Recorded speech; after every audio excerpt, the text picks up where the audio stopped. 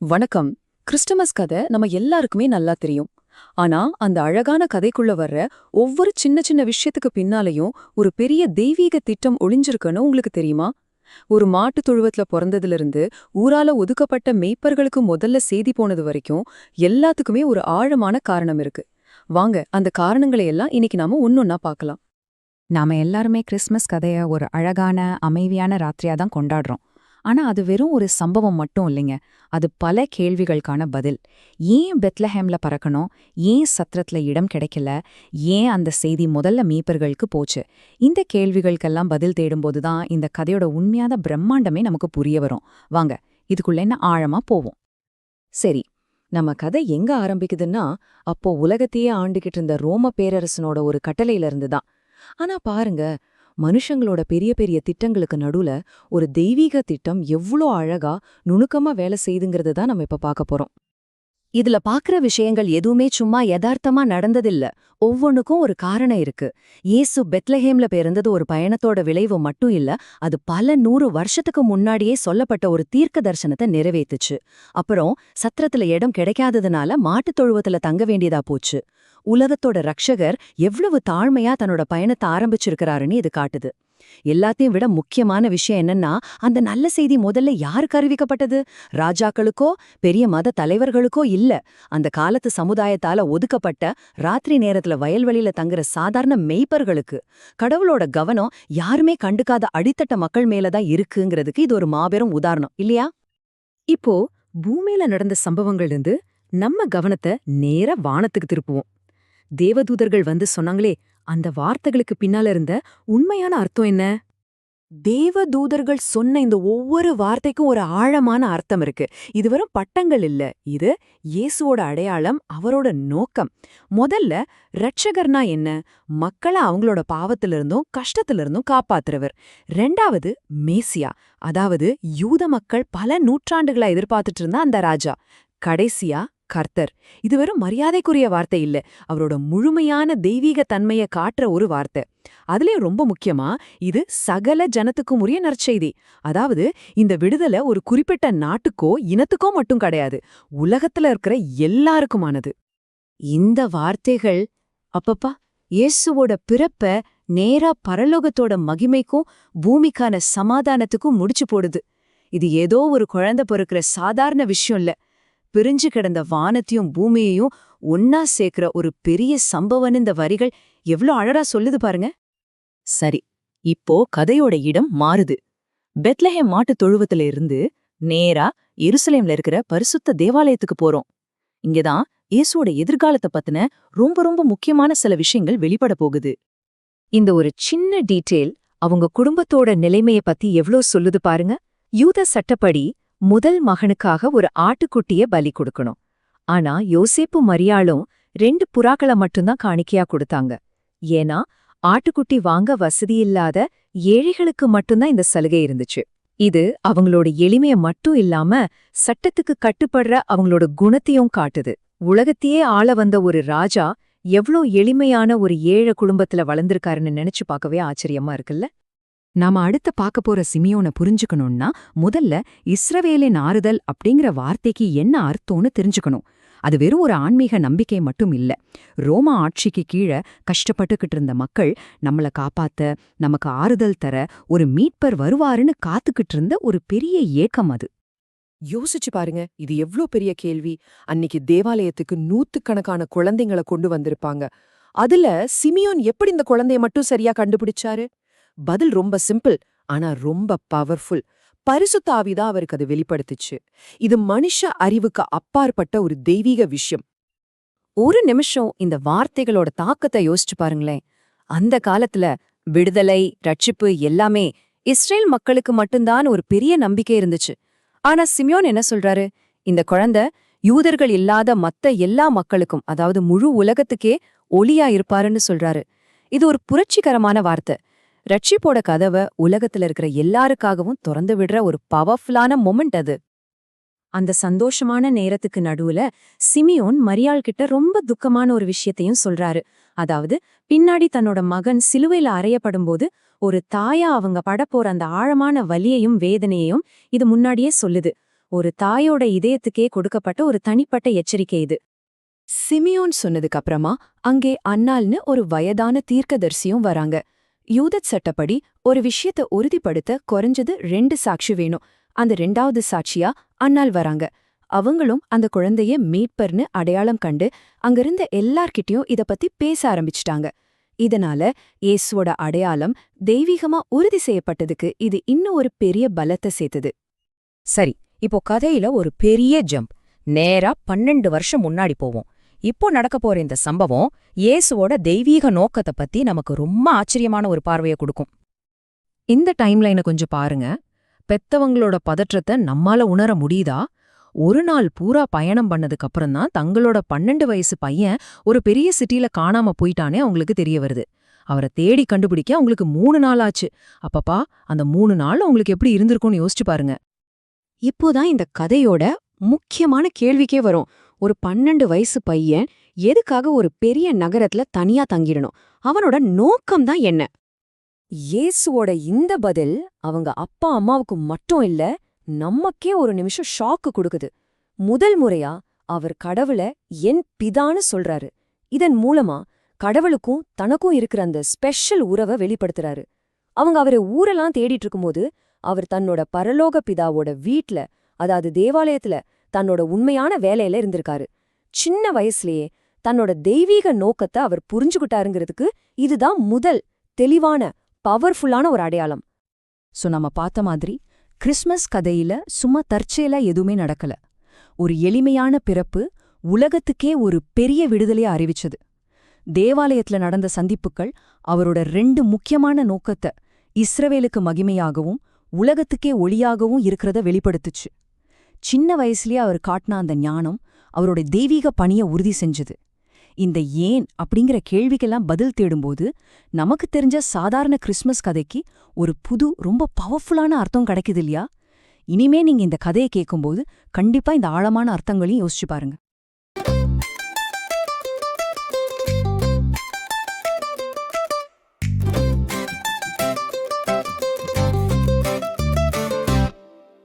பெத்லேஹேமில் மகிமை, மேசையிலே ராஜா பிறந்தார். தேவ தூதர் குரல் முழங்க, உலகுக்கு இரட்சகர் வந்தார். ஆண்டவர் பிறந்தார், ஆண்டவர் பிறந்தார், ஆனந்தம் பொங்குது ஹல்லேலூயா. இரவில் மேய்ப்பர் நடுங்கி நின்றார், இருட்டில் ஒரு வெளிச்சம் பிறந்தார். அஞ்ச வேண்டாம் என்றார் தூதர், மகிழ்ச்சி செய்தி உலகை காத்தார். சும்மா இல்லையே விண்ணம் முழங்குது, சமாதானம் நமக்காய் கொட்டுது. விண்ணிலே 1000 குரல்கள், மகிமை பாடும் தேவசேனைகள். பூமியில் கிருபை பொழிகிறது, மனங்கள் எல்லாம் கலங்குகிறது. அந்தச் செய்தி கேட்ட மேய்ப்பர்கள் ஓடி வந்து பார்த்தார் ராஜாவை. மேசையில் கிடக்கும் மீசியாவை கை தூக்கி துதித்தார் தேவனை. பெத்லேஹேமில் மகிமை, மேசையிலே ராஜா பிறந்தார். தேவ தூதர் குரல் முழங்க, உலகுக்கு இரட்சகர் வந்தார். ஆண்டவர் பிறந்தார், ஆண்டவர் பிறந்தார், ஆனந்தம் பொங்குது ஹல்லேலூயா. 8ஆம் நாள் பிரிசை செய்தார், நியாயப் பிரமாணம் நிறைவேற்றினார். ஆலயத்தில் கொண்டு போனார், அர்ப்பணமாக அவரை கொடுத்தார். சிமியோன் கண்கள் நிறைவேறியது, உலகுக்கு ஒளி நீ என்று சொன்னார். அன்னா தீர்க்கதரிசி நின்று விடு பேறு வந்தது என்று கூவினார். பெத்லேஹேமில் மகிமை, மேசையிலே ராஜா பிறந்தார். தேவ தூதர் குரல் முழங்க, உலகுக்கு இரட்சகர் வந்தார். ஆண்டவர் பிறந்தார், ஆண்டவர் பிறந்தார், ஆனந்தம் பொங்குது ஹல்லேலூயா.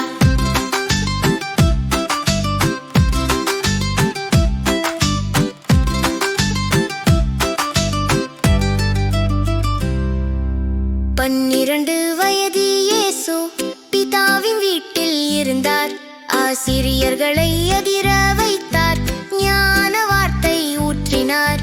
மேரியும் யோசேப்பும் வந்தார், எங்கே நீ என்று கேட்டார். பிதாவின் காரியத்தில் நான் என்று அதிசயமாய் பதில் சொன்னார். பெத்லேஹேமில் மகிமை, மேசையிலே ராஜா பிறந்தார். தேவ தூதர் குரல் முழங்க உலகுக்கு இரட்சகர் வந்தார். ஆண்டவர் பிறந்தார், ஆண்டவர் பிறந்தார், ஆனந்தம் பொங்குது ஹல்லேலூயா.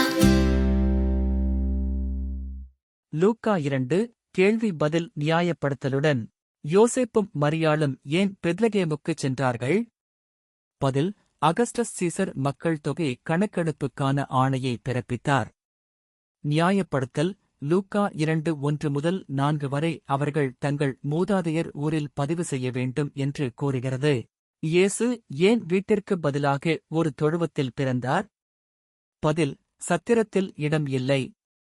நியாயப்படுத்தல்: விருந்தினர் அறைகள் நிரம்பியதால் மரியாள் இயேசுவை ஒரு தொழுவத்தில் கிடத்தியதாக லூக்கா 2:7 கூறுகிறது. இயேசுவின் பிறப்புச் செய்தியை முதலில் பெற்ற மேய்ப்பர்கள் ஏன்? பதில்: கிறிஸ்துவின் பிறப்பை வெளிப்படுத்த கடவுள் தாழ்மையான, சாதாரண மக்களை தேர்ந்தெடுத்தார். நியாயப்படுத்தல்: மேய்ப்பர்கள் சமூகத்தில் தாழ்ந்தவர்களாக இருந்தனர், ஆனால் தேவதூதர்கள் அவர்களுக்குத் தோன்றினர். லூக்கா 2:8 முதல் 9 வரை கடவுளின் தயவை தாழ்மையானவர்களுக்கு காட்டுகிறார்கள். எல்லா மக்களுக்கும் மிகுந்த மகிழ்ச்சியின் நற்செய்தி என்று தேவதூதர் சொன்னதன் முக்கியத்துவம் என்ன? பதில்: இயேசுவின் இரட்சிப்பு யூதர்களுக்கு மட்டுமல்ல, அனைவருக்கும் உரியது.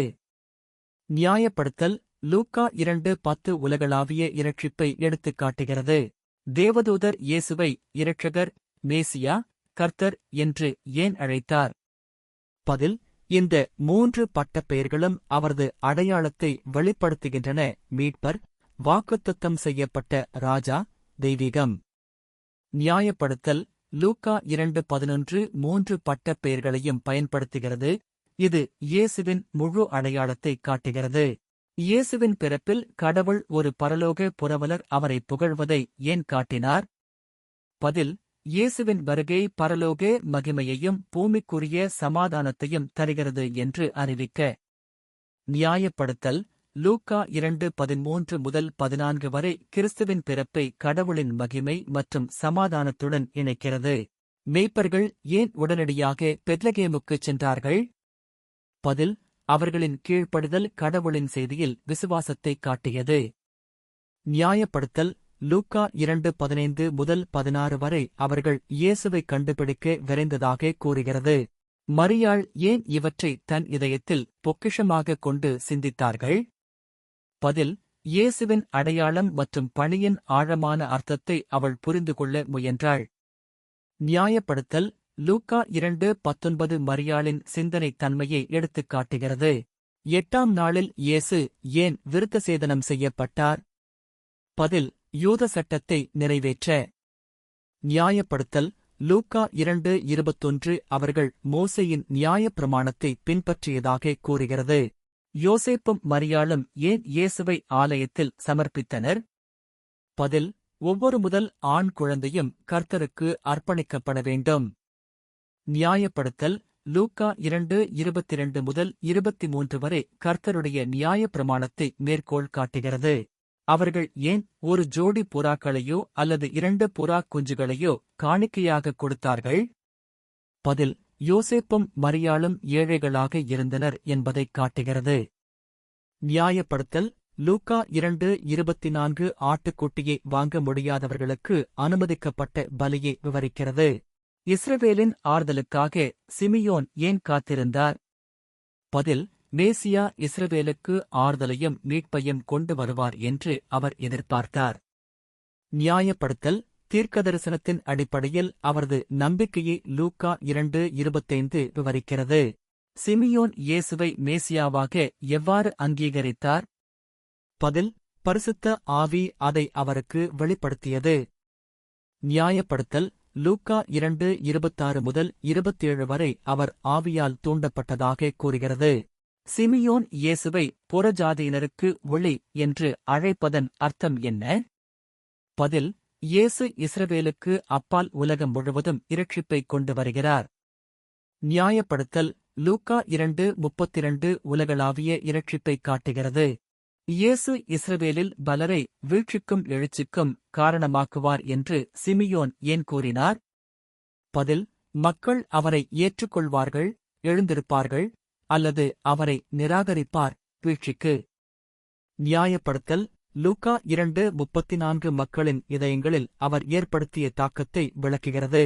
ஒரு வாழ் மரியாளின் ஆன்மாவை துளைக்கும் என்று அவர் ஏன் கூறினார்? பதில்: மரியாள் ஆழ்ந்த துக்கத்தை அனுபவிப்பார், குறிப்பாக இயேசு சிலுவையில் அறையப்பட்டபோது.